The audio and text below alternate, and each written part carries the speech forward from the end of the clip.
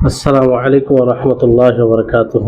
إن الحمد لله نحمده ونستعينه ونستغفر ونعوذ بالله من شرور أنفسنا وسيئات أعمالنا. من يهده الله فلا مضل له ومن يضلله فلا هادي له، وأشهد أن لا إله إلا الله وحده لا شريك له، وأشهد أن محمدا عبده ورسوله.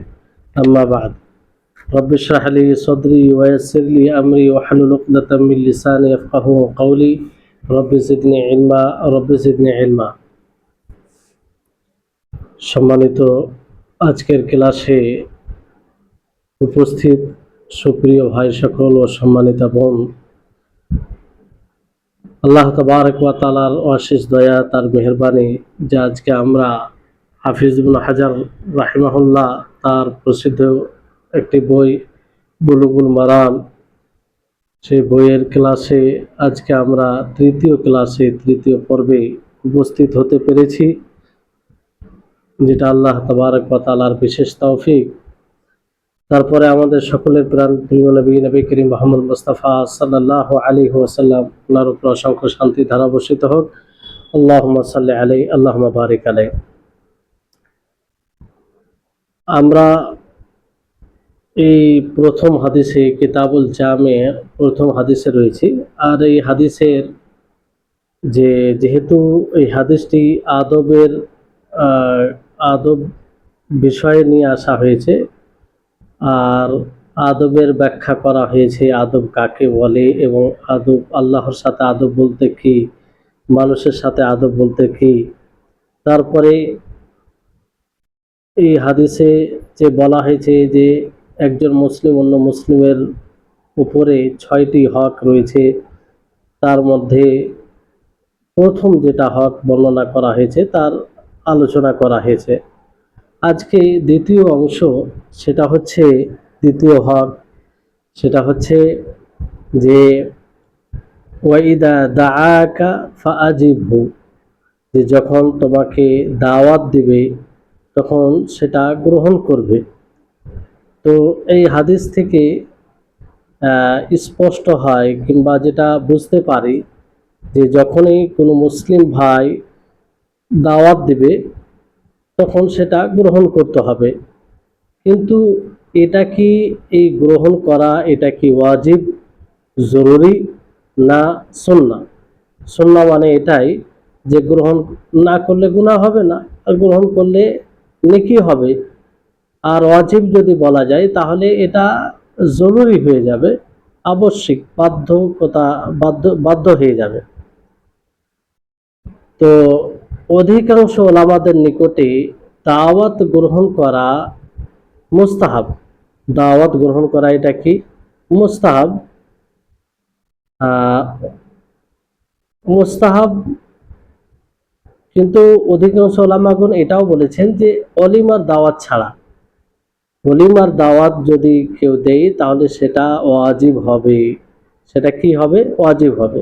বাকি অন্য কিছুর দাওয়াত, অন্য কিছু খাওয়ার দাওয়াত যদি দেয় তাহলে সেই দাওয়াতকে গ্রহণ করা মুস্তাহাব হবে অধিকাংশ ওলামাদের নিকটে এটা। কিন্তু কিছু কিছু ওলামা এটাও বলেছেন যে না, সর্বক্ষেত্রে এটা ওয়াজিব। যদি সেই দাওয়াত সঠিক হয়, মানে দুইটি শর্তের সাথে এটা ওয়াজিব। প্রথম বিষয় হচ্ছে যে সেই দাওয়াতটা যেন মুনকার না হয়, এমন জিনিসের দাওয়াত না হয় যেটা হারাম হবে, তাহলে সেটা নয়। কিংবা যে দাওয়াতে ডাকছে সেখানে যদি মুনকার, শরীয়ত বিরোধী কাজ না হয়। দেখা যাচ্ছে যে যেই এতে দাওয়াত দেওয়া হচ্ছে সেখানে গান বাজনা হচ্ছে কিংবা আরো কিছু হচ্ছে যেটা শরীয়ত বিরোধী, তাহলে সেই দাওয়াত গ্রহণ করাই যাবে না, সেটা ওয়াজিবও নয়, বরং আরো বিরত থাকতে হবে। দ্বিতীয় শর্ত হচ্ছে যে সেই দাওয়াতে যাতে কোনো প্রকারের ক্ষতি না থাকে, ক্ষতি না হয়। যদি ক্ষতি হয় তাহলে সেই দাওয়াত গ্রহণ করা জরুরি নয়। যেমন ধরুন যে রাত্রে দাওয়াত দিয়েছে, রাত্রে খাওয়ার দাওয়াত, দেখা গেল যে আপনি যদি সেই রাত্রে দাওয়াত অংশগ্রহণ করেন তাহলে অতিরিক্ত সময় সেখানে চলে যায়, রাত হয়ে যাবে, আর এর ফলে আপনার ফজরের নামাজ চলে যেতে পারে। তো এটা একটা ক্ষতি। তো এই জন্য আপনি সেখানে দাওয়াত কবুল করবেন এটা জরুরি নয়, তখন ওয়াজিব থাকে না।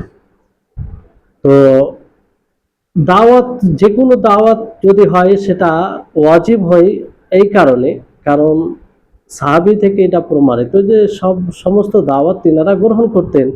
আব্দুল্লাহ ইবনে ওমর রাদিয়াল্লাহু তাআলা আনহুমা থেকে যেমন প্রমাণিত যে যখনই কোনো ভাই ওনাকে দাওয়াত দিতেন তো তিনি সেটা কবুল করতেন, সেটা ওয়ালিমার দাওয়াত হোক অথবা অন্য দাওয়াত হোক। নবী সাল্লাল্লাহু আলাইহি সাল্লাম অনুরূপভাবে বলেছেন যে আজিবু হাদিহি দাওয়া ইদা দুঈতুম লাহা, যে তোমরা সেই দাওয়াতকে গ্রহণ করো যখন তোমাদেরকে দাওয়াত দেওয়া হবে। আব্দুল্লাহ ইবনে ওমর রাদিয়াল্লাহু তাআলা আনহুমা তিনার আমলই ছিল যে প্রত্যেক দাওয়াতে তিনি যেতেন, যদি সেই দাওয়াতটি সঠিক হতো, সেই দাওয়াতে মুনকার কাজ না হতো, শরীয়ত বিরোধী কাজ না হতো, তো সেই দাওয়াতে তিনি অংশগ্রহণ করতেন। সহিহ মুসলিমে এটা রয়েছে। তো এই হচ্ছে বিষয়। আর যদি এই দাওয়াত ধরুন যে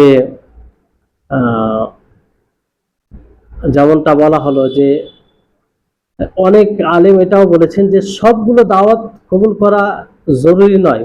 যেমন ইবনে উসাইমিন রাহিমাহুল্লাহ তিনি এটা স্পষ্ট করেছেন যে সবগুলো দাওয়াত জরুরি নয়। তার কারণ হচ্ছে, তার কিছু কারণ তিনি উল্লেখ করেছেন। যে প্রথম কারণ হলো যদি কেউ হারাম অলিমার দিকে ডাক দেয়। অলিমা বলতে কি, যে বিয়ের পরে যে ভোজ হয় সেটা অলিমার উদ্দেশ্যে হয়, সেটাকে অলিমা বলা হয়।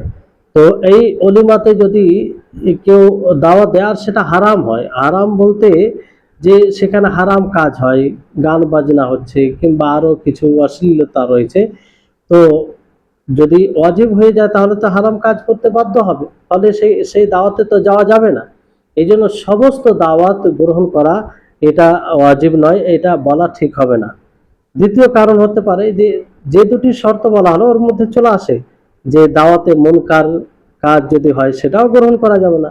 আপনাকে যেখানে দাওয়াত দেওয়া হচ্ছে আপনি জানেন যে সেখানে মুনকার আছে, সেখানে শরীয়ত বিরোধী কাজ হবে কিংবা হচ্ছে, তো আপনি সেখানে যেতে পারেন না। হ্যাঁ, একটা মানে সময়ে যেতে পারেন কিংবা এক সেই অবস্থায় যেতে পারেন যদি আপনি এই আশা করেন যে আপনি সেখানে গিয়ে তাদেরকে দাওয়াত দিয়ে সেই মুনকার কাজকে, সেই শরীয়ত বিরোধী কাজকে দূর করবেন, আপনি তাদেরকে দাওয়াত দিবেন আর সেটা আপনি করতে পারবেন, তাহলে অবশ্যই আপনার ওখানে যাওয়াটা তখন জরুরি হবে, যদি আপনার উপরে এতটা আস্থা থাকে যে আপনি এটা করতে পারবেন। আর যদি আপনি এটা না করতে পারেন, বলতে পারবেন না, যে কোনো কারণে হতে পারে, তাহলে সেখানে যাওয়া আপনার জন্য হারাম হয়ে যাবে, সেখানে আপনি যেতে পারেন না, কারণ সেখানে মুনকার, আর মুনকার যেখানে হয় শরীয়ত বিরোধী কাজ হয় সেখানে আপনার যাওয়া মানে এক প্রকার তাআউন করা। আর আল্লাহ তাবারক ওয়া তাআলা কি বলেছেন, তাআওয়ানু আলাল বিররি ওয়াত তাকওয়া ওয়া লা তাআওয়ানু আলাল ইসমি ওয়াল উদওয়ান, যে তোমরা সৎ কাজ ভালো কাজের উপরে এক অপরকে সহযোগিতা করো আর অন্য অসৎ কাজের উপরে সহযোগিতা করিও না। তো এখান থেকে এটা স্পষ্টভাবে বোঝা যায়। এবার বিষয়টি হচ্ছে যে যদি দাওয়াত এমনি দাওয়াত হয় তাহলে সেটা কবুল করবেন কি করবেন না। আর জুমহুর ওলামায়ে কেরাম, অধিকাংশ ওলামায়ে কেরাম, সিংহভাগ ওলামাগণ এটাই বলে যে সেটা মুস্তাহাব। মুস্তাহাব হওয়ার কারণ কি? মুস্তাহাব হওয়ার কারণ হচ্ছে এটা যে একটি হাদিসে রয়েছে, জাবির রাদিয়াল্লাহু তাআলা আনহু থেকে বর্ণিত, তিনি বলেন, ইযা দুইয়া আহাদুকুম ইলা তাআমিন ফালইয়াজিব ফাইন শাআ তাইমা ওয়া ইন শাআ তারাকা। মানে এটার মানে এটা নয় যে আপনি দাওয়াত গ্রহণ করবেন না। আসলে এই হাদিসের অর্থ কি, যে যখন তোমাদের মধ্যে কাউকে খাবারের জন্য দাওয়াত দেওয়া হবে তাহলে সেই দাওয়াতটা গ্রহণ করবে, সেই দাওয়াতটা গ্রহণ করবে। তো জুমহুরদের এটা দলিল নয়, যেটা পূর্বে বললাম ওটা মানে জুমহুরদের এটা দলিল নয়। জুমহুর এটাকে মানে মুস্তাহাবের উপরে নিয়েছেন আর কি, সিংহভাগ ওলামাগণ। কিন্তু এখানে আদেশ দেওয়া হয়েছে, কিন্তু দাওয়াত কবুল করার পরে যে আপনাকে খেতেই হবে এরকম বিষয় নয়। মানে আপনি ইচ্ছা করলে খেতে পারেন, ইচ্ছা করলে নাও খেতে পারেন। কারণ হাদিসের শব্দ কি, ফাইন শাআ তাইমা ওয়া ইন শাআ তারাকা, যে তুমি যদি ইচ্ছা হয় তাহলে খাবে, আর যদি ইচ্ছা না হয় তো খাবে না। তো দাওয়াত গ্রহণ করা একটা জিনিস, আর দাওয়াতে খাওয়া একটা জিনিস, দুটো জিনিস রয়েছে। কেউ যদি দাওয়াত দেয় তাহলে আপনি গ্রহণ করলেন, কোনো কারণে হয়তো খেলেন না, তো সেটা বিষয়। তো গ্রহণ করাটা জরুরি, দাওয়াত গ্রহণ করা জরুরি। দাওয়াত যে কেউ আপনাকে দেখুক না কেন, যে কোনো ব্যক্তি আপনাকে যদি দাওয়াত দেয় তাহলে সেই দাওয়াতটা আপনি গ্রহণ করবেন। আপনার যে গরিব লোক যদি আপনাকে দাওয়াত দেয় তাহলে আপনি সেটা সাদরে গ্রহণ করবেন। কোনো শত্রু যদি আপনাকে দাওয়াত দেয়, যার সাথে আপনার মনোমালিন্যতা আছে, যার সাথে আপনার মিল মিলাপ সেরকম নেই, তারপর আপনি সেই দাওয়াতকে গ্রহণ করবেন, কারণ সে মুসলিম, সে মুসলিম। আল্লাহ নবী মুহাম্মদ সাল্লাল্লাহু আলাইহি ওয়াসাল্লাম আমভাবে বলেন, ওয়াইদা দাআকা ফাআজিবহু, যখন তোমাকে কোনো মুসলিম তোমাকে দাওয়াত দেবে তখন সেটা গ্রহণ করো। তাহলে সেই কোনো মুসলিমের সাথে যদি আপনার কোনো কোনো রকম মনোমালিন্যতা থাকে, তার সাথে মিলাপ না থাকে কোনো ব্যক্তিগত কারণে, আর সে যদি আপনাকে দাওয়াত দেয় তো আপনার উপরে জরুরি হবে সেই দাওয়াতে যাওয়া, যদি সেটা সঠিক দাওয়াত হয়। জি, তাহলে এই বিষয়। কিন্তু বড় ছোট এখানে কোনো বিষয় না যে আপনি বড় লোকদের ভালোদের দাওয়াত গ্রহণ করবেন, আর যাদের দাওয়াতে খাবার সেরকম উন্নত মানের থাকে না তাদের দাওয়াত কবুল করবেন না, এরকম বিষয় যাতে না হয়। কিন্তু এখানে কিছু বিষয় চলে আসে, যেমন ধরুন কেউ যদি অলিমাতে দাওয়াত দেয়, কিংবা এমনি কোনো দাওয়াত দেয়, সঠিক দাওয়াত, আর সে রোজা অবস্থায় থাকে, তাহলে সে কি করবে?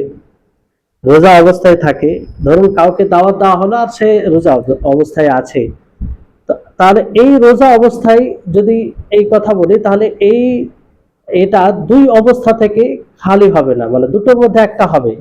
একটা অবস্থা কি, যে আপনি আপনি রোজা অবস্থায় আছেন, আপনাকে দাওয়াত দিয়েছে, তো আপনার রোজা হয় ওয়াজিব রোজা হবে, ফরজ রোজা হবে, না হয় আপনার রোজা কি হবে, নফল রোজা হবে। ওয়াজিব রোজা কি করে হতে পারে? হয়তো কাজা করছেন আপনি, রমজান মাসে রোজা ছুটে গেছে সেটা কাজা করছেন, কিংবা মানত করেছেন আপনি, সেই মানতের রোজা করছেন, মানত করার পরে তো সেটা জরুরি হয়ে যায়।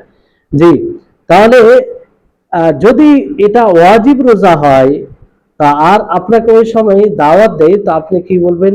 ইন্নী সাইমুন, যে আমি রোজা অবস্থায় আছি, আমি রোজা অবস্থায় আছি, তার দাওয়াতকে গ্রহণ করবেন, কিন্তু তাকে বলবেন ইন্নী সাইমুন, আমি রোজা অবস্থায় আছি। আর যদি আপনার রোজা নফল হয়, নফল রোজা রেখেছেন, সাপ্তাহিক রোজা হতে পারে, এমনি রেখেছেন আল্লাহ তাআলার সন্তুষ্টির উদ্দেশ্যে, তাহলে ওই অবস্থায় যদি আপনাকে দাওয়াত দেয় তাহলে আপনি স্বাধীন থাকবেন, আপনি ইচ্ছা করলে সেই দাওয়াতকে গ্রহণ করতে পারেন, মানে সেই দাওয়াতে অংশগ্রহণ করতে পারেন, আর ইচ্ছা করলে সেই দাওয়াতে নাও যেতে পারেন, মানে না খেতে পারেন। আপনি নফল রোজা যেহেতু ছাড়তে পারেন, আপনার ইচ্ছা হলে যে দাওয়াত দিয়েছে, আমি রোজা ছিলাম, দাওয়াত দিয়েছে আমার মুসলিম ভাই, তো আমি দাওয়াতটা গ্রহণ করে খেয়ে নিই, সেখানে তো খেতে পারেন, সমস্যা নেই, নফল রোজা। আর এটা কোনো ভৎসনার কোনো কারণ হবে না, কেউ এটা জেনে পড়বে না দাওয়াত পেয়েছো রোজা ছেড়ে দিলা, না, এইভাবে ভৎসনা দেওয়া যাবে না, কারণ শরীয়তে এটা ছাড় আছে। নফল রোজা হলে সে ইচ্ছা করলে ছাড়তে পারে, নফল রোজা ইচ্ছা করলে ছাড়তে পারে, এতে কোনো সমস্যা নেই। যেমন ধরুন সকালে আপনার বাড়িতে দেখলেন খাবার নেই, আপনি নিয়ত করে নিলেন, পূর্বে কিছু খাননি, আপনি নিয়ত করে নিলেন যে রোজা রাখবো, দেখা গেল তার কিছুক্ষণ পরে খাবার চলে এলো আপনার বাড়িতে, আপনার খাওয়ার প্রয়োজন মনে করছে, তো আপনি রোজা ছেড়ে দিতে পারেন, এতে কোনো গুনাহ হবে না। তো আপনি নফল রোজা অবস্থায় আছেন, আপনাকে দাওয়াত দিয়েছে, তো আপনি ইচ্ছা করলে রোজা ছেড়ে খেতে পারেন, আর ইচ্ছা করলে নাও খেতে পারেন। কিন্তু এই এই অবস্থাতে আপনি উত্তমটা আমল করবেন। আপনি দেখবেন দেখা গেল যে আপনাকে দাওয়াত দিয়েছে, আপনি তার দাওয়াতে যদি অংশগ্রহণ করেন তাহলে সে খুশি হবে, আনন্দ পাবে, আরো মহাব্বত বৃদ্ধি পাবে। তাহলে ওই অবস্থায় আপনি রোজা ছেড়ে দিবেন, তার দাওয়াতকে কবুল করে দাওয়াতে খাবেন।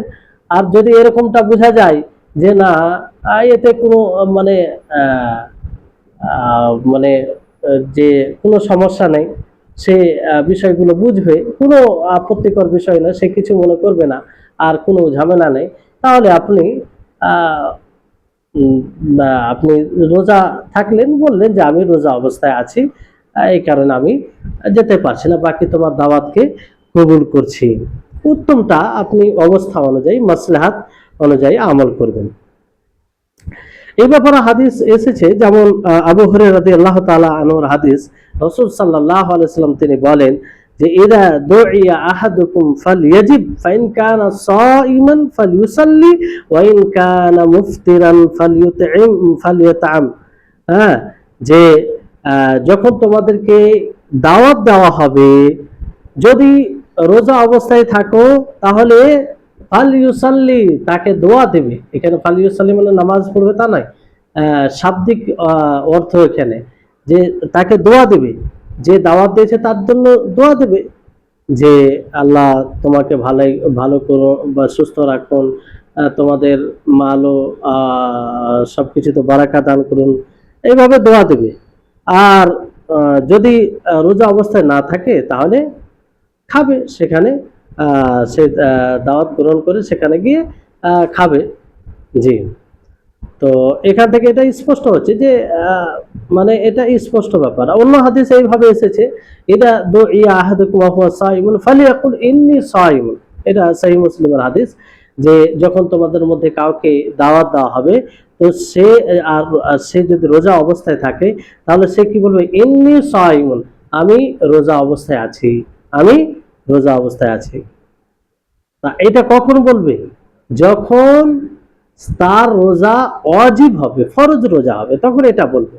কিন্তু নফল রোজা হলে এই যে ইখতিয়ার থাকবে, আপনি চাইলে রোজা রাখতে পারেন, না চাইলে আপনি তার দাওয়াত পেয়ে সেখানে রোজা ভেঙে দিতে পারেন, সমস্যা নেই, স্বাধীনতা আপনার সেখানে থাকছে।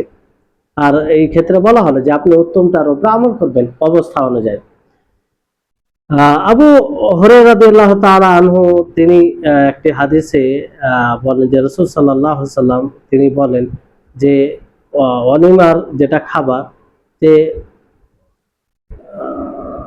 যাক ওই হাদিসটা আর বলছি না, যেহেতু মানে শেষে যে হাদিসটা তিনি ওই হাদিসে বলেছেন, আবু হুরায়রা রাদিয়াল্লাহু তাআলা আনহু তিনি বলেছেন যে ওয়ামাল্লাম ইয়াজিবিদ দাওয়া ফাকাদ আসাল্লাহ ওয়া রাসূলাহু, যে ব্যক্তি দাওয়াত কবুল করবে না, সে আল্লাহ এবং তার রাসূলের নাফরমানি করলো, আল্লাহ এবং তার রাসূলের নাফরমানি করলো। তাহলে এখান থেকে এটা স্পষ্ট হয়, এটা অলিমার দাওয়াতের ব্যাপারে। তো অলিমার দাওয়াতের ব্যাপারে তো স্পষ্ট যে অলিমার দাওয়াত যদি আপনি কবুল না করেন, তাহলে আপনি গুনাহগার হবেন, কারণ ওয়াজিব জিনিসকে ছেড়ে দিলেন। কারণ কেন এটা ওয়াজিব, নিশ্চিত ভাবে বলা যায় যে এখানে ফাকাত আসাল্লাহ ওয়া রাসূলুহু, যে তুমি দাওয়াত কবুল না করলে আল্লাহ তাআলা নাফরমানি করলে, আর নাফরমানি যাতে হয় সেটা করা জরুরি, মানে যেটা না করাতে নাফরমানি হয় সেটা করা জরুরি হয়ে যায়, ওয়াজিব হয়ে যায়। তো অলিমার ক্ষেত্রে এই জন্য কিছু কিছু ওলামাগণ বলে যে অলিমার দাওয়াত, সকল ওলামাদের নিকটে অলিমার দাওয়াত গ্রহণ করা এটা জরুরি, ওয়াজিব। কিন্তু এর পূর্বে আপনাদেরকে বলা হলো যে দুইটি শর্ত যদি থাকে, তাহলে সর্বক্ষেত্রে সেটা কবুল করা জরুরি।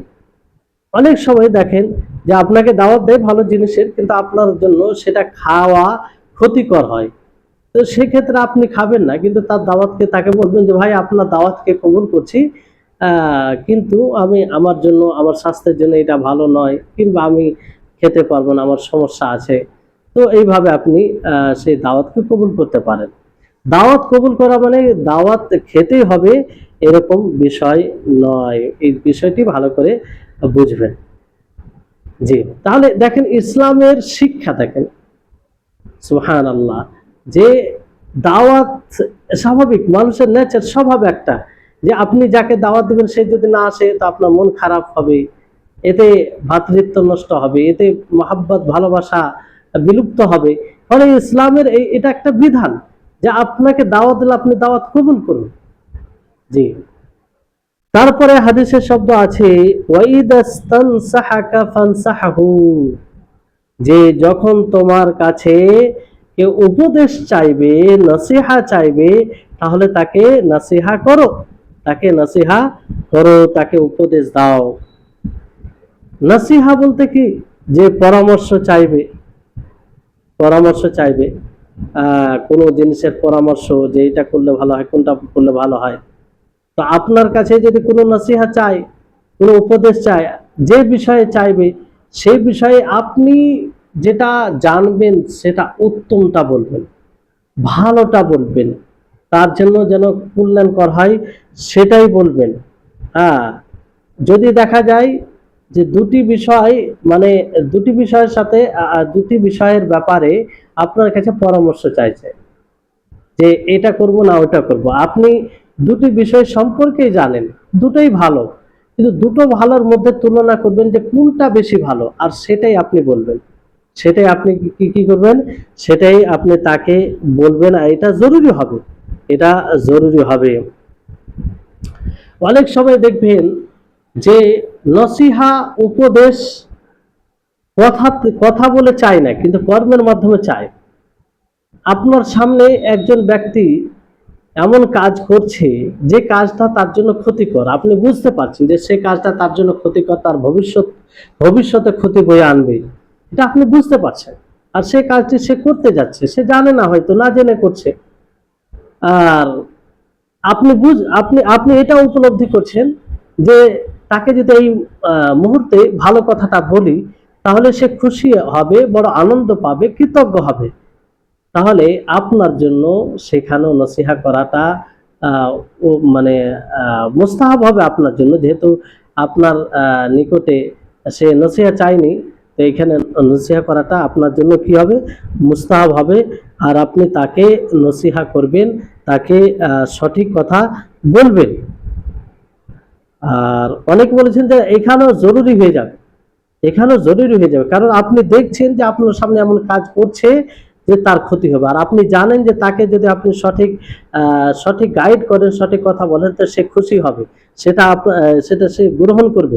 তাহলে এই জায়গায় নসিহা করা জরুরি হয়ে যাবে, যদি এরকমটা বোঝা যায়। আর যদি এরকমটা না বোঝা যায়, হ্যাঁ, না বোঝা যায় যে সে কবুল করবে কি করবে না, কিংবা সে নাও করতে পারে, তাহলে সেখানে জরুরি নয়, তারপরে যদি বলে তাহলে এটা ভালো। কিন্তু এমন বিষয়ে যদি আপনার কাছে পরামর্শ চাই, এমন বিষয়ে আপনার কাছে উপদেশ চাই, আর আপনার সেটা জ্ঞান নেই, সেই বিষয়ে আপনি জানেন না, তো আপনি ওই বিষয়ে, আপনার জন্য বলা ওই বিষয়ে হারাম হয়ে যাবে। আর যদি ওই সময় আপনি বলেন, তাহলে এটা রিস্ক হবে, ধোঁকা হবে, এটা ধোঁকা দেওয়া, প্রতারণা দেওয়া হবে। বর্তমান সময়ে এই বিষয়ে মানুষ অনেক অসচেতন। হ্যাঁ, কোনো জিনিস সম্পর্কে জিজ্ঞাসা করলে হুট করে উত্তর দিয়ে দিল। যেমন দিনী বিষয়ে, অনেক ইসলামের বিষয়ে জিজ্ঞাসা করে না জেনে উত্তর দিয়ে দেয়, সেটা আলেম হোক কিংবা নন আলেম হোক, অন্য আলেম ছাড়া অন্য কেউ হোক। দিনের কোনো বিষয়ে কেউ যদি জিজ্ঞাসা করে আর যদি না জানা থাকে, তাহলে সে বলবে যে আমি জানি না, পরে জেনে সম্ভব হলে আমি বলবো। আর এটাই হচ্ছে তাকওয়ার পরিচয়, এটাই হচ্ছে প্রকৃত জ্ঞানের পরিচয়। আর না জেনে ঘুরিয়ে এচিয়ে পেঁচিয়ে উত্তর দেওয়া, এটা এক প্রকার ধোঁকা দেওয়া হবে, আর বড় গুনহার কাজ হবে, বড় পাপের কাজ হবে। তো যদি জানা থাকে তাহলে বলবে, আর যদি না জানা থাকে তো বলবে না। যেমন দুনিয়াবি কোনো বিষয়ে যদি জিজ্ঞাসা করে কেউ, যে আমি কোনটা ব্যবসা সম্পর্কে জিজ্ঞাসা করছি, যে আমি কোন ব্যবসা করলে আমার জন্য ভালো হবে, এমন ব্যক্তিকে জিজ্ঞাসা করা হয়েছে যে সে ওই বিষয়ে জ্ঞান নেই, তো তাকে চুপ থাকতে হবে, বলতে হবে যে আমি এই বিষয়ে জ্ঞান রাখি না। তাদেরকে জিজ্ঞাসা করে, যারা এই বিষয়ে জ্ঞান রাখে, এই বিষয় বুঝে, যাদের অভিজ্ঞতা আছে, তাদেরকে জিজ্ঞাসা করো, আমার এই বিষয়ে অভিজ্ঞতা নেই। এটা বলবে, এটাই হচ্ছে কল্যাণকামী, এটাই হচ্ছে মানে অন্যের কল্যাণ চাওয়া। জি। আর ওই ওই জায়গায় যদি না জেনে উত্তর দেয়, তাখমিনা করে, আইডিয়া করে, আন্দাজা করে, তাহলে এটা কিন্তু ধোঁকা দেওয়া হবে, আর এটা প্রকৃত নসিহা হবে না, এটা প্রকৃত নসিহা হবে না। জি। আর যদি কেউ নসিহা না চায়, যেটা কথা বললাম আপনাদেরকে, তারপরে আপনি যদি তাকে নসিহা করেন তো এটা মুস্তাহাব হবে। কিন্তু নসিহা যদি চাই, উপদেশ চাই, তাহলে কিন্তু জরুরি হয়ে যাবে, ওয়াজিব হয়ে যাবে। এই নসিহা করা, উপদেশ দেওয়া, অন্যের কল্যাণ চাওয়া, এটা কত গুরুত্বপূর্ণ আপনি সেই হাদিস থেকে একটু বুঝা সহজে বুঝতে পারেন। যে হাদিসটি জারির বিন আব্দুল্লাহ রাদিয়াল্লাহু তাআলা আনহু থেকে বর্ণিত, তিনি বলেন যে বায়াতু আলা রাসূলিল্লাহ সাল্লাল্লাহু আলাইহি ওয়াসাল্লাম আলা ইকামিস সালাহ ওয়া ইতাইজ যাকাহ ওয়া নুসহি লিকুল্লি মুসলিম, যে আমি রাসূল সাল্লাল্লাহু আলাইহি সাল্লামের সাথে বায়াত করলাম কিসের উপরে? সালাত প্রতিষ্ঠিত করার উপরে এবং যাকাত দেওয়ার উপরে, আর প্রত্যেক মুসলিমের জন্য মানে নসিহার উপরে, যেন নসিহা করতে পারি, কল্যাণ চাইতে পারি, কল্যাণকামী হতে পারে। তাহলে এটা কত গুরুত্বপূর্ণ বিষয় যে বায়াতের সাথে এই কথাটি মানে উল্লেখ করা হয়েছে যে এর উপর আমরা বায়াত করতাম। আল্লাহু আকবার। ইসলামের শিক্ষা দেখুন যে একজন বায়াত করবে, প্রতিজ্ঞাবদ্ধ হবে যে আমি মুসলিম, মানে কি যে আমি অন্য মুসলিমের কল্যাণকামী হব। অন্য মুসলিম যখনই তার কোনো পরামর্শের দরকার পড়বে, আর কিছু দরকার পড়বে, আমি তাকে আন্তরিকতার সাথে তাকে বলবো। জি। আর এই নসিহার ব্যাপারে অনেক হাদিস রয়েছে, যেমন হাদিস তামিম আদ-দারি, আপনারা হয়তো পড়েছেন কিংবা শুনবেন। আল আরবাইন, হাদিসুল আরবাইন রয়েছে, সেই সেই এতে পূর্ণ হাদিসের ব্যাখ্যা রয়েছে। যদি সময় হয় তাহলে সেটা দেখতে পারেন। আমার যেটা ওই ইউটিউব চ্যানেল আছে, সেখানে আল আরবাইন আন-নওয়াবী ক্লাসে দেখতে পারেন ওই হাদিসটির ব্যাখ্যা। খুবই গুরুত্বপূর্ণ, আর খুব উপকৃত হবেন যদি সেই হাদিসটির আপনি ব্যাখ্যা শুনে সেটা আমল করেন তাহলে। আর একরকম ভাবে পুরো দিন তার মধ্যে নিহিত রয়েছে সেই হাদিসের মধ্যে। সেই হাদিসে কি বলা হয়েছে যে দিন পুরোপুরি নসিহার নাম, কল্যাণ কামিতার নামই হচ্ছে দিন। তো সাহাবায়ে কেরাম জিজ্ঞাসা করলেন যে কার জন্য নসিহা, কার জন্য এই কল্যাণ কামিতা? তো আল্লাহ নবী মুহাম্মদ সাল্লাল্লাহু আলাইহি ওয়াসাল্লাম কি বলেন? লিল্লাহি ওয়া লিকিতাবিহি ওয়া লিরাসূলিহি ওয়া লিআইম্মাতিল মুসলিমিন ওয়া আম্মাতিহি, যে আল্লাহর জন্য, তার কিতাবের জন্য, তার রাসূলের জন্য, আর মুসলিম শাসকের জন্য, ওলামাদের জন্য, ইমাম আলেমদের জন্য, আর সাধারণ মানুষের জন্য, সকলেই ছিল এর মধ্যে। তাহলে এই হচ্ছে আপনার নসিহা করা, নসিহা উপদেশ দেওয়া। আর আপনি সবসময় যাকে নসিহা করবেন, আপনার নসিহা দ্বারা যেন কারো ক্ষতি না হয়। তাহলে এটা থেকে চিন্তা করুন, যারা ইচ্ছাকৃতভাবে কাউকে মিসগাইড করে, সঠিক গাইড করে না, তাহলে তারা কত বড় গুনার কাজ করে। একজন মুসলিম অন্য মুসলিমের উপরে যে ওয়াজিব ছিল সেটাকে সে লঙ্ঘন করে, সেটাকে সে উপেক্ষা করে। হ্যাঁ, তো এটা একটা বিষয়। তো এই হচ্ছে ওয়াইদাস্তানসাহাকা ফানসাহু, আশা করি এটা বুঝে গেছেন। তারপরে হাদিসের শব্দ আছে যে ওয়াইদা আতাসা ফাহামিদাল্লাহ ফাশাম্মিতহু, যে যখন ছিঁকবে অতঃপর আল্লাহ তাআলার প্রশংসা করবে, তো ফাশাম্মিতহু, তো তার তোমরা শাম্মিতহু ইয়ারহামুকাল্লাহ বলবে। তো যখনই কেউ ছিঁকবে, যখন আলহামদুলিল্লাহ বলবে, তখন ইয়ারহামুকাল্লাহ বলবে। তার মানে এখান থেকে এটা কি বোঝা যাচ্ছে যে যদি কেউ ছেঁকার পরে আলহামদুলিল্লাহ না বলে, তাহলে আপনি ইয়ারহামুকাল্লাহ বলবেন না। জি, তাসমিত এর অর্থ হচ্ছে যে তাসমিতের অর্থ কি, যে আপনি দোয়া করবেন, তার জন্য দোয়া করবেন যে ছিঁকবে। আমভাবে তাসমিত বলা হয় যে আল্লাহ তাআলাকে স্মরণ করা, প্রত্যেক জিনিসের উপর আল্লাহ তাআলাকে স্মরণ করা, এটাকে তাসমিদ বলা হয়। কিন্তু এখানে তাসমিদ কি, যে তার জন্য রহমতের দোয়া করবেন, আল্লাহ তাআলা ইয়ারহামুকাল্লাহ, আল্লাহ তাআলা আপনার উপরে রহমত বর্ষণ করুন, এইভাবে দোয়া করা, তো এটাকে তাসমিদ বলা হয়। জি, তো এখানে দেখুন এই তাসমিদ ছিকা, মানে আতাস যেটা ছিকা, উতাস যেটা ছিকা, ছিকা বলি আমরা, হাত জি হাঁচি আসা, তো এটাকে, এটা আল্লাহ তাবারক ওয়া তাআলার একটি বিশেষ নেয়ামত। হাঁচি আসা এটা আল্লাহ তাবারক ওয়া তাআলার বিশেষ নেয়ামত। ফলে নবী করিম মুহাম্মদ সাল্লাল্লাহু আলাইহি ওয়াসাল্লাম কি বলেন, যে যখন কেউ শিখবে আর আল্লাহ তাআলার প্রশংসা করবে, তখন তোমরা কি বলবে, যে ইয়ারহামুকাল্লাহ বলবে। আলহামদুলিল্লাহ সে কেন বলবে? কারণ এটি একটা নেয়ামত, এর অনেক উপকারিতা রয়েছে। সায়েন্টিফিক এর দৃষ্টিতে যারা মানে এই ব্যাপারে পর্যালোচনা করেছে, তারা তাদের আছে এই বিষয়টি আরো স্পষ্ট। অন্য হাদিসে রাসূল সাল্লাল্লাহু আলাইহি সাল্লাম কি বলেন, যে ইন্নাল্লাহা ইউহিব্বুল উতাস ওয়া ইয়াকরাহুত তাতাউব, যে নিশ্চয় আল্লাহ তাবারক ওয়া তাআলা হাঁচিকে পছন্দ করেন, হ্যাঁ, আর হামলাওয়া কিংবা কি বলে আমরা হামলাওয়া ও তাসাউ বলা হয়, জামাই লাওয়া, সেটাকে বাংলাতে আমরা কি বলতে পারি? জি,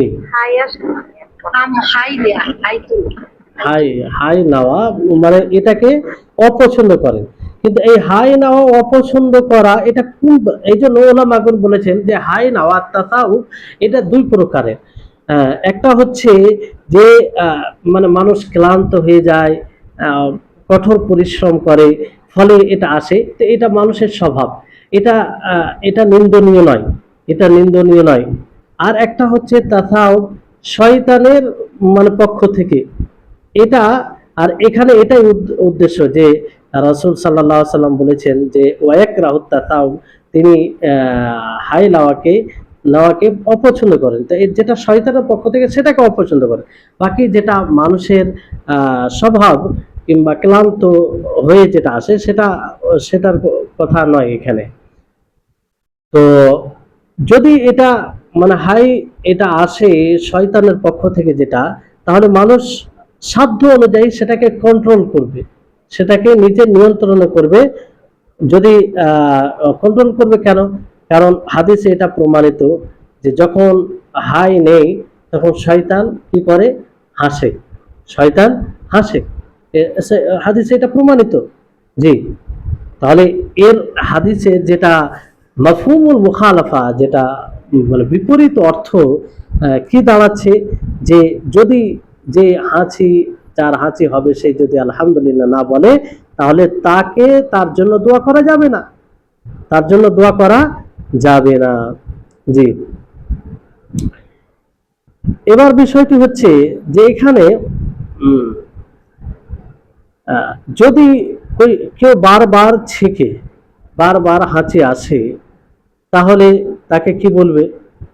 তাকে বলবে ইয়ারহামুকাল্লাহ বলার সাথে চতুর্থবারে কি বলবে? আন্নাকা মাজকুম, তোমাকে সর্দি লেগে গেছে, তোমাকে জুকাম হয়ে গেছে, সর্দি লেগে গেছে। তো এটা আসলে হাদিসে এটা আছে, হাদিসে এটা আছে যে যদি কেউ দুইবার তিনবার কিংবা তিনবারে বেশি ছেকে, তাহলে তাকে, তো আল্লাহ নবী যে এই কথা বলেছেন যে ইয়ারহামুকাল্লাহ বলার পরে বলবে যে তোমাকে মানে চতুর্থবার বলবে যে তোমাকে সর্দি লেগে গেছে, এটা বলতে হবে তা নয়। মানে এটা থেকে উদ্দেশ্য, নবী করিম মুহাম্মদ সাল্লাল্লাহু আলাইহি সাল্লামের উদ্দেশ্যটা হচ্ছে এটা, যে চতুর্থবারে আর ইয়ারহামুকাল্লাহ বলবে না, মানে প্রথম দ্বিতীয় তৃতীয়তে বলবে, চতুর্থবারে বলবে না।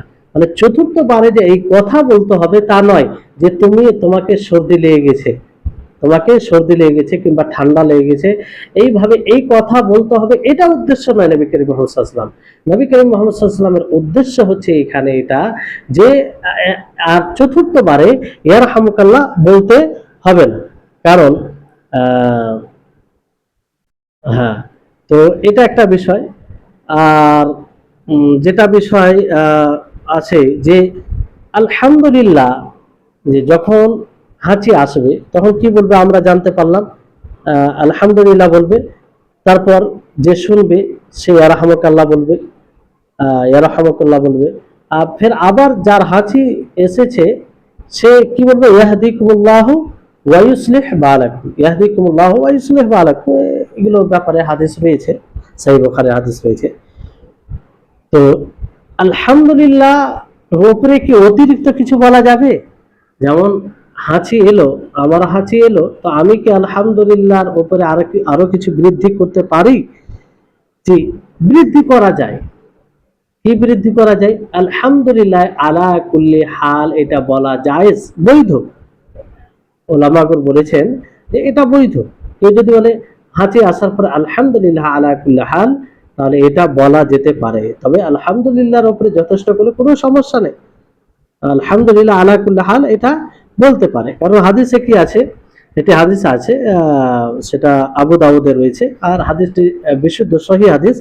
নবী সাল্লাল্লাহু আলাইহি সাল্লাম বলেন, ইদা আতিসা আহাদুকুম ফালিয়াকুল আলহামদুলিল্লাহ আলা কুল্লি হাল, যে যখন তোমাদের মধ্যে কেউ কারো হাঁচি আসবে তখন সে কি বলবে? সে বলবে আলহামদুলিল্লাহ আলা কুল্লি হাল। তাহলে এখান থেকে কি বোঝা যাচ্ছে যে আলহামদুলিল্লাহ আলা আলা কুল্লি হাল এটা বলা যায়, এর সঠিক হাদিস। কিন্তু কত কেউ বলে আলহামদুলিল্লাহ রব্বিল আলামিন, হাঁচি আসার পরে কি বলে আলহামদুলিল্লাহ রব্বিল আলামিন, রব্বিল আলামিন এটা অতিরিক্ত করে। তো এটা কি জায়েজ? এটা কি করা যাবে? এই ব্যাপারে হাদিস আছে, কিন্তু সেই হাদিসের উপরে কালাম আছে। কেউ হাসান বলেছেন, কিন্তু প্রায় ওলামা এটাকে প্রাধান্য দিয়েছেন যে ওই এই হাদিসগুলো সঠিক নয়, যে যে হাদিসে আলহামদুলিল্লাহ রব্বিল আলামিন, রব্বুল আলামিন অতিরিক্ত আছে। এই জন্য সঠিক কি, যে আলহামদুলিল্লাহ এটা একদম নিশ্চিতভাবে একদম সঠিক। আর আলহামদুলিল্লাহ আলা কুল্লি হাল এটাও জায়েজ, কিন্তু আলহামদুলিল্লাহ রব্বিল আলামিন এটা ঠিক হবে না, এটা মাশরু, বৈধ হবে না, যেহেতু এর সাথে সম্পৃক্ত যেটা হাদিস রয়েছে সেই হাদিস সঠিক নয়। তো তারপরে আরো কিছু অতিরিক্ত শব্দ রয়েছে, যে সেটা বলা যায় কি যায় না। যেমন একজন ব্যক্তি আব্দুল্লাহ ইবনে ওমর রাদিয়াল্লাহু তাআলা আনহুর নিকটে হাঁচি দেয়। তো সেই ব্যক্তি বলে আলহামদুলিল্লাহ ওয়াসসালামু আলা রাসূলিল্লাহ, আলহামদুলিল্লাহ ওয়াসসালামু আলা রাসূলিল্লাহ, যে আলহামদুলিল্লাহ সাথে কি বললো, ওয়াসসালামু আলা রাসূলিল্লাহ। তো আব্দুল্লাহ ইবনে ওমর রাদিয়াল্লাহু তাআলা আনহু তিনি বলেন যে আমাদেরকে রাসূল সাল্লাল্লাহু আলাইহি সাল্লাম কি শিখিয়ে দিয়েছেন? আলহামদুলিল্লাহ, তাহলে তুমি আলহামদুলিল্লাহই বলবে। তো এখান থেকে কি বোঝা যাচ্ছে যে আলহামদুলিল্লাহ বলবে। আর আলহামদুলিল্লাহ আলা কুল্লি হাল, যেহেতু যে হাদিসে রয়েছে ওই হাদিসটা সঠিক, তো তার উপরেও আমল করা যায়। তো এটা আলহামদুলিল্লাহ ব্যাপারে এই কথাগুলো বললাম। এবার আসুন যে আতিস যে হাঁচি দিবে তার জন্য কি ইয়াহদিকুমুল্লাহু ওয়া ইউসলিহ বালাকুম এর সাথে আরো কিছু কি দোয়া দিতে পারে? তার জন্য কি এরকম কোনো বৈধ কোনো বিষয় আছে যে অন্য কিছু দোয়া এর সাথে দিবে? কখনো কখনো সে এর সাথে অতিরিক্ত দোয়া দিতে পারে, কারণ এটা হাদিস দ্বারা প্রমাণ। মুয়াত্তা মালিকে রয়েছে, ইমাম মালিক রাহিমাহুল্লাহ নাফি থেকে বর্ণনা করছেন, নাফি আব্দুল্লাহ ইবনে ওমর রাদিয়াল্লাহু তাআলা আনহুমা থেকে বর্ণনা করছেন। আর এটা সব থেকে মজবুত সানাদ মনে করা হয়, সূত্র মনে করা হয়। তিনি বলেন যে ইদা আতিসা রাদিয়াল্লাহু আনহা, যে আনহুমা, যে আব্দুল্লাহ ইবনে ওমর রাদিয়াল্লাহু তাআলা আনহু যখন ছিঁকতেন, হাঁচি দিতেন, তো বলা হতো ইয়ারহামুকাল্লাহ, ইয়ারহামুকাল্লাহ। তো তিনি কি বলতেন? ইয়ারহামুনাল্লাহু ওয়া ইয়্যাকুম ওয়া ইয়াগফিরু লানা ওয়া লাকুম। তিনি এর সাথে এটা কি বলতেন? ইয়ারহামুনাল্লাহু, যে আল্লাহ তাআলা আমাদের উপরে রহম করুন এবং তোমাদের উপরে রহম করুন, আর আমাদেরকে ও তোমাদেরকে সকলকে ক্ষমা করুন। এটা অতিরিক্ত বলতেন, এটা সহিহ হাদিস।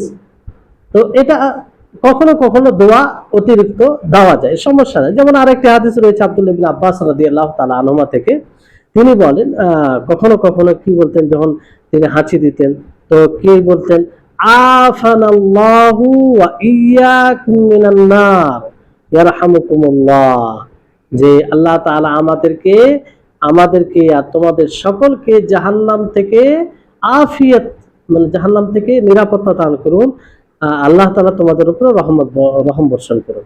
তাহলে এখান থেকে কি বোঝা যাচ্ছে যে কখনো কখনো আপনি অবস্থা অনুযায়ী অতিরিক্ত দোয়া দিতে পারেন, যেহেতু এটা সাহাবী থেকে প্রমাণিত। যে হাদিসটা বললাম আব্দুল্লাহ ইবনে আব্বাস, এই হাদিসটা আপনার আদাবুল মুফরাদে রয়েছে, আর হাদিস সহিহ হাদিস। তাহলে এই হচ্ছে বিষয়। এবার যে বিষয়টি আপনাদেরকে প্রথমে বলা হয়েছিল, আবার আমি একটু পুনরায় বলছি যে তাসমিত, যে মানে এর একটা সীমা আছে, যেটা পূর্বে বলা হলো যে আপনি প্রথমবার বলবেন, দ্বিতীয়বার বলবেন, তৃতীয়বার, চতুর্থবার নয়, যেটা প্রথমে বলা হলো। এই ব্যাপারে হাদিস রয়েছে কি, আন্না নবী সাল্লাল্লাহু আলাইহি সাল্লাম আতাসা, যাই হোক, নবী সাল্লাল্লাহু আলাইহি সাল্লামের সামনে কোনো ব্যক্তি হাঁচি দেয়, তো তিনি তাকে বলেন ইয়ারহামুকাল্লাহ, ইয়ারহামুকাল্লাহ, আলহামদুলিল্লাহ বলেছে, তারপরে আল্লাহ নবী বলেছে ইয়ারহামুকাল্লাহ। ফের আবার দ্বিতীয়বার হাঁচি দেয়, তো রাসূল সাল্লাল্লাহু আলাইহি ওয়াসাল্লাম কি বললেন যে আর রাজুলু মাযকুম, আর রাজুলু মাযকুম, মানে এই ব্যক্তিকে সর্দি লেগে গেছে কিংবা ঠান্ডা লেগে গেছে। এটা সহিহ মুসলিমে রয়েছে। তো এটা কখন? তিনবারের পরে। তো এই কথাটা আর রাজুলু মাযকুম, যে ওই ব্যক্তিকে সর্দি লেগে গেছে, ঠান্ডা লেগে গেছে, এইটা বলতে হবে, এই শব্দটা, এটা উদ্দেশ্য নয়, বরং কি উদ্দেশ্য, যে চতুর্থবারে ইয়ারহামুকাল্লাহ বলবে না, কারণ তাকে সর্দি লেগেছে বারবার, সে তার হাঁচি আসছে, চতুর্থবারে বলবে না। তো নবী সাল্লাল্লাহু আলাইহি সাল্লাম এই মানে এটা বলার উদ্দেশ্য হচ্ছে এটাই, যে চতুর্থবারে আর বলবে না। সালমা বিন আকওয়া রাদিয়াল্লাহু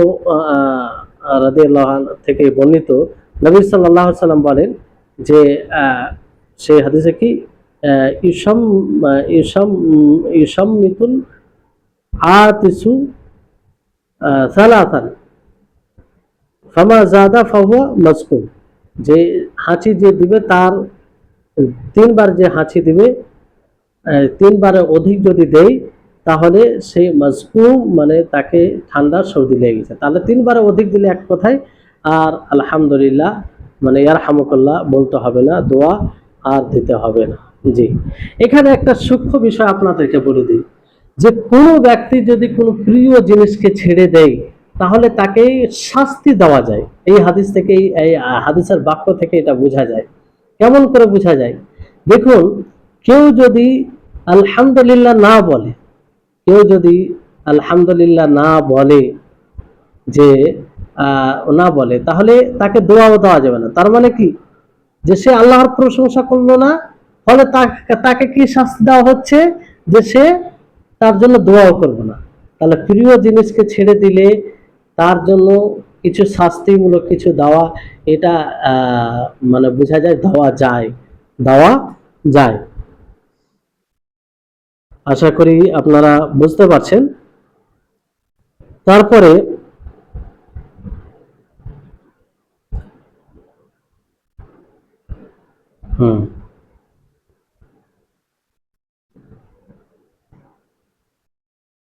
এবার ধরুন, কেউ যদি ধরেন হাঁচি দিল, কিন্তু আল্লাহর প্রশংসা করলো না, তো পাশে যে আছে তার কি উচিত হবে তাকে স্মরণ করিয়ে দেওয়া? তাকে স্মরণ করিয়ে দেওয়া, এটা কি উচিত হবে? জি হ্যাঁ, তাকে যদি, এমনটাও হতে পারে সে জানে না, সে বুঝে না, তার এই জ্ঞান নেই, এই জন্য তাকে আপনি শিখিয়ে দিবেন। যদি এরকমটা আপনি মনে করেন যে সে না জানার কারণে এটা করছে, মানে তার জ্ঞান নেই যে হাঁচি দিতে হলে আলহামদুলিল্লাহ বলতে হয়, তো সে এটা জানে না, ফলে সে বলেনি, তাহলে ওই অবস্থাতে আপনি তাকে শিখিয়ে দিবেন। তাহলে শিখিয়ে দেওয়ার পরে যখন আলহামদুলিল্লাহ বলবে, তখন আপনি ইয়ারহামুকাল্লাহ বলবেন। তাহলে এখানে আপনি দুইটি আজরি নেকি পাবেন। একটা আজর কি, একটা নেকি হচ্ছে যে আপনি তাকে শিখিয়ে দিলেন, আর একটা নেকি হচ্ছে যে আপনি যে রাহমাতুল্লাহ তার জন্য দোয়া করলেন। আর এগুলো দেখেন কত চমৎকার আমল। আপনি মানে চিন্তা করেন যে আপনি ইয়ারহামুকাল্লাহ বললে আপনিও তো দোয়া পাচ্ছেন, আপনি দোয়া পাচ্ছেন যে সে কি বলবে ইয়াহদিকুমুল্লাহু ওয়া ইউসলিহু বালাকুম, আর সাথে সাথে অন্য কিছু সে দোয়াও দিতে পারে, যেটা আপনারা শুনলেন, ইয়াহদিকুমুল্লাহু ওয়া ইউসলিহু বালাকুম। কিন্তু এমন ব্যক্তি যদি থাকে, সে জানে, তার জ্ঞান আছে, অথচ সে বলে না, তাহলে আপনি তাকে শিক্ষাও দিবেন না, তাকে আর বলবেন না। তার শাস্তি এটা, তার শাস্তি এটা, যে সে বঞ্চিত হলো, দোয়া থেকে বঞ্চিত হলো। জি। কিন্তু ভুলের কারণে যদি এরকম হয় তো স্মরণ করিয়ে দেওয়া যায়, কিন্তু জেনে বুঝে যদি কেউ না পড়ে তাহলে তাকে ছেড়ে দেবেন। তো এই হচ্ছে আমরা এবার এই হাদিসের তারপরে যেটা বাক্য, ওয়াইদা মারিজা ফাউদহু, ওয়াইদা মারিজা ফাউদহু, যে যখন কোনো মুসলিম ব্যক্তি অসুস্থ হবে, কেউ অসুস্থ হবে, তখন কি করবে? তার ইয়াদত করবে। ইয়াদত কাকে বলা হয়? ইয়াদত বলা হয় যে কোনো অসুস্থ ব্যক্তি দর্শন করা, তাকে গিয়ে কিছু সান্ত্বনামূলক কথা বলা। এটা এক মুসলিম আর এক মুসলিমের হক, অধিকার। যখনই কোনো কেউ অসুস্থ হয়ে পড়বে তার ইয়াদত করতে হবে। তো এই ইয়াদত করা, এটা কি জরুরি? এটা কি ওয়াজিব না মুস্তাহাব? বেশিরভাগ উলামাগণ বলেছেন যে এটা সুন্নাহ।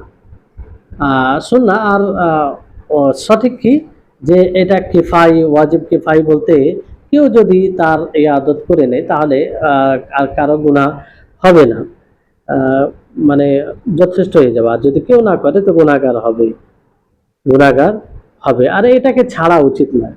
এই ইবাদত এটা মানে অনেক গুরুত্ব বহনকারী আমলের মধ্যে একটি আমল, যার অনেক উপকারিতা রয়েছে, অনেক উপকারিতা রয়েছে। যে আপনি চিন্তা করুন যে কতটা উপকারিতা রয়েছে। নবী করিম মুহাম্মদ সাল্লাল্লাহু আলাইহি সাল্লাম তিনি কি বলেছেন? যা অসুস্থ ব্যক্তির ইয়াদত যে করে তার ব্যাপারে কি বলেছেন? আইদুল মারিদি ফি মাখরাফাতিল জান্নাহ হাত্তা ইয়ারজিয়া, যে যে ব্যক্তি মানে অসুস্থ ব্যক্তির দর্শনকারী, ইয়াদতকারী, সে জান্নাতে থাকে এমনকি সে ফিরে আসে, যতক্ষণ পর্যন্ত সে নিয়ত করে বের হয়। যখন থেকে সে নিয়ত করে বের হয় যে আমি অমুক অসুস্থ ব্যক্তির ইয়াদত করব, দর্শন করব, তখন থেকে নিয়ে বাড়িতে ফিরে আসা পর্যন্ত সে কোথায় থাকে? জান্নাতে। কোথায় থাকে? জান্নাতে। তাহলে চিন্তা করুন যে এটা কত বড়। তারপরে এই ব্যাপারে আরো হাদিস রয়েছে। নবী সাল্লাল্লাহু আলাইহি সাল্লাম কি বলেন? মান আদা মারিদান লাম ইয়াজাল ফি খুরফাতিল জান্নাহ, কিলা ইয়া রাসূলুল্লাহ ওয়া মা খুরফাতুল জান্নাহ, ক্বালা লা জানাহা। এইভাবে শব্দ আছে যে যে ব্যক্তি অসুস্থ ব্যক্তির ইয়াদত করলো, সে জান্নাতে থাকবে, সে জান্নাতেই থাকে। তো জান্নাতে খুরফা শব্দ বলা হয়েছে। তো এই খুরফা কি, রাসূল সাল্লাল্লাহু আলাইহি ওয়াসাল্লামকে জিজ্ঞাসা করা হয়, তো তিনি বলেন যে খুরফা হলো যে খুরফা দ্বারা সে বাঁচবে, কিংবা সে জান্নাতে সে আরো গভীরভাবে চলে যাবে, এরকম বিষয় সেই হাদিসে বলা হয়েছে। এই ব্যাপারে আরো হাদিস রয়েছে। রাসূল সাল্লাল্লাহু আলাইহি ওয়াসাল্লাম কি বলেন? ইন্নাল্লাহা আযজা ওয়া জাল্লা ইয়াকুলু ইয়াওমাল কিয়ামা ইয়া ইবনা আদম, যে আল্লাহ তাআলা বলবেন হাসরের দিনে, কিয়ামতের দিনে, যে হে আদম সন্তান, মারিজতু ফালাম তাউদনি, যে আমি অসুস্থ হয়েছিলাম, তোমরা আমার ইবাদত করোনি। তো বলা হবে, এ মেরে রব, আমি কি করে আপনার ইবাদত করব? আপনি তো রব্বুল আলামিন, আপনি তো আল্লাহ, আপনি তো সমস্ত জাহানের রব, প্রতিপালক। তখন আল্লাহ তাআলা বলবে, তুমি কি জানো না আমার অমুক বান্দা অসুস্থ ছিল, তো তুমি তার ইবাদত করোনি? যদি তুমি তার ইবাদত করতে, তাহলে আমার ইবাদত করা হতো। তাহলে কত গুরুত্বপূর্ণ, কত ফজিলতপূর্ণ আমল। আর এটা হৃদয়কে আকৃষ্টকারী আমল। আপনি যার ইবাদত করবেন, আল্লাহ বলছে আপনি তার হৃদয়ে জায়গা নিয়ে নেবেন। এই ইবাদত বড় আকর্ষণীয় আমল। এই ইহাদত অনেক প্রভাবশালী আমল। তো এই ইহাদত আমাদেরকে করা উচিত, যেটা আমাদের সমাজে আস্তে আস্তে বিলুপ্ত হয়ে যাচ্ছে, আস্তে আস্তে বিলুপ্ত হয়ে যাচ্ছে। অন্য হাদিসে এইভাবে এসেছে, আলী রাদিয়াল্লাহু তাআলা আনহু তিনি বলেন, আমি রাসূল সাল্লাল্লাহু আলাইহি ওয়াসাল্লামকে বলতে শুনেছি যে মুসলিম, কোন মুসলিমের সকাল সন্ধ্যা, যদি সকালে ইবাদত করতে যায় তো তার জন্য সন্ধ্যা পর্যন্ত 70,000 ফেরেশতা দোয়া করে। সুবহানাল্লাহ, 70,000 ফেরেশতা দোয়া করেন সন্ধ্যা পর্যন্ত। আর যখন কোনো ব্যক্তি সন্ধ্যায় কোনো মুসলিম অসুস্থ ব্যক্তির ইবাদত করতে যায়, তার জন্য 70,000 ফেরেশতা সকাল পর্যন্ত দোয়া করে আর সেই জান্নাতে থাকে। তাহলে চিন্তা করুন কত এটা ফজিলতপূর্ণ আমল, কি এর গুরুত্ব। তাহলে আমাদের সকলকে এই আমলে এগিয়ে আসা উচিত, এই আমলে আগ্রহী হওয়া উচিত। অবশ্যই এই সুযোগকে হাতছাড়া করা উচিত নয়। আপনি বেশি সময় না দিলে অল্প কম সময় দেন, তার কাছে যান, দেখা করেন, সান্ত্বনামূলক কথা বলেন, তাহলে এই যে এত বড় ফজিলতের এটা কাজ, যে 70,000 ফেরেশতা আপনার জন্য দোয়া করবে। তো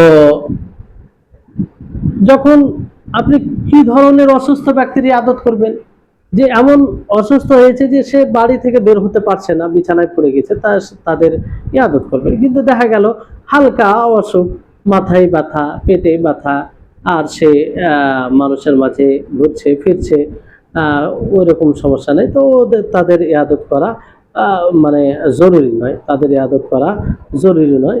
বরং এমন ব্যক্তির ইবাদত করা যাকে বদ্ধ করে রেখেছে, সে বাড়ি থেকে বের হতে পারছে না, তো তার ইবাদত করবে। আপনি ইবাদত করতে গিয়ে কতক্ষণ আপনি তার কাছে থাকবেন, দেখেন এটা যে ব্যক্তির ইবাদত করতে যাবেন তার উপরে এটা নির্ভর করে, দেখা যায় যদি সে আপনার কথা শোনার জন্য প্রস্তুত আছে, আপনি যদি দুটো সান্ত্বনামূলক কথা বলেন তাহলে সে শুনবে, সে হালকা হবে, তাহলে আপনি বলবেন। সে যদি পছন্দ করে যে আপনি তার কাছে বসে কিছু গল্প করবে, তাহলে আপনি করুন, এটা খুব গুরুত্বপূর্ণ।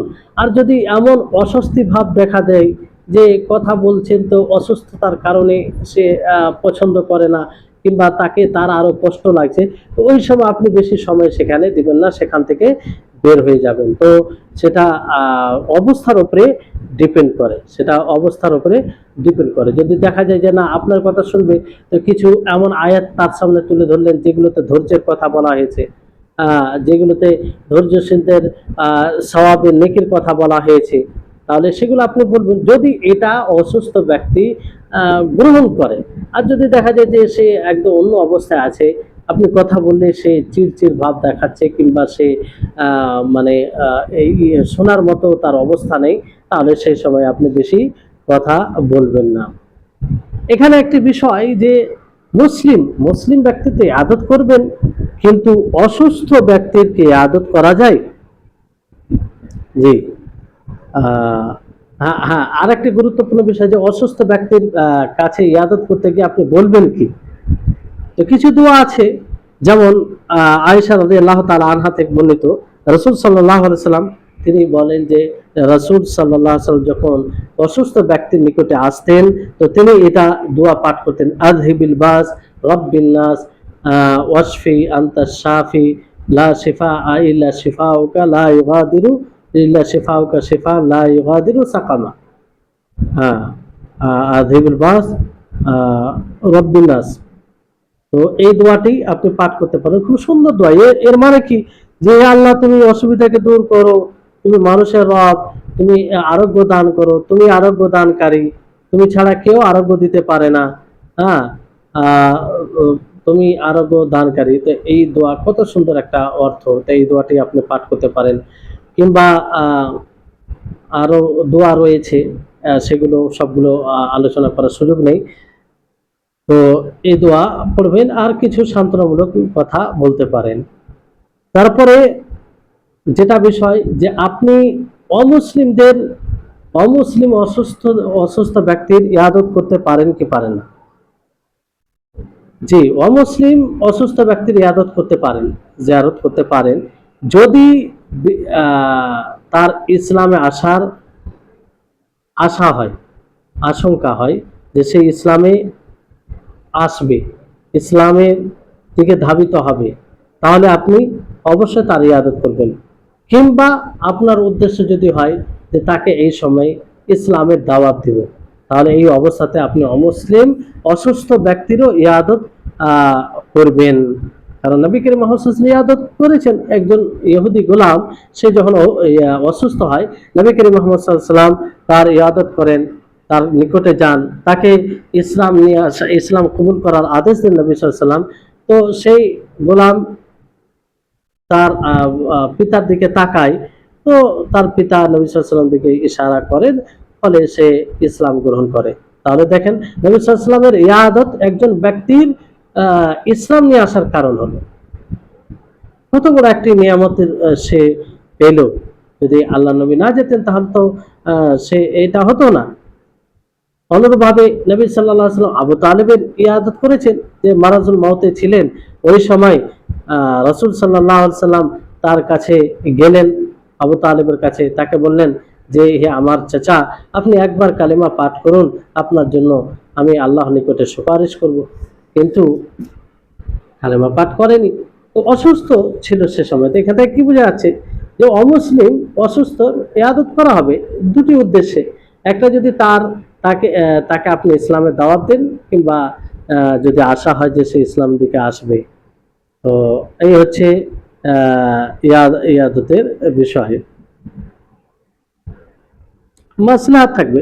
আর অমুসলিম যদি আপনার আত্মীয়র মধ্যে পড়ে, যেমন ধরেন অনেক সময় হয় যে কোনো অমুসলিম থেকে একজন ইসলাম গ্রহণ করে, তো তার ভাই বোন সকলে অমুসলিম হয়ে থাকে, তাদের মধ্যে যদি কেউ অসুস্থ থাকে, তাহলে সে নিশ্চিন্তে তাদের ইবাদত করবে, আত্মীয়তাকে সামনে রেখে। সে ইসলাম নিয়ে আসার আশা হোক আর না হোক, আত্মীয়তাকে সামনে রেখে, কারণ সেটার হক রয়েছে একটা, এই জন্য তার ইবাদত করবে, এই জন্য তার ইবাদত করবে। তারপরে বিষয় হচ্ছে আরো একটি বিষয় রয়েছে, যাক এটা থেকে গেল, ইনশাআল্লাহ ফের আগামী ক্লাস হবে, ক্লাস অনেক লম্বা হয়ে যাচ্ছে।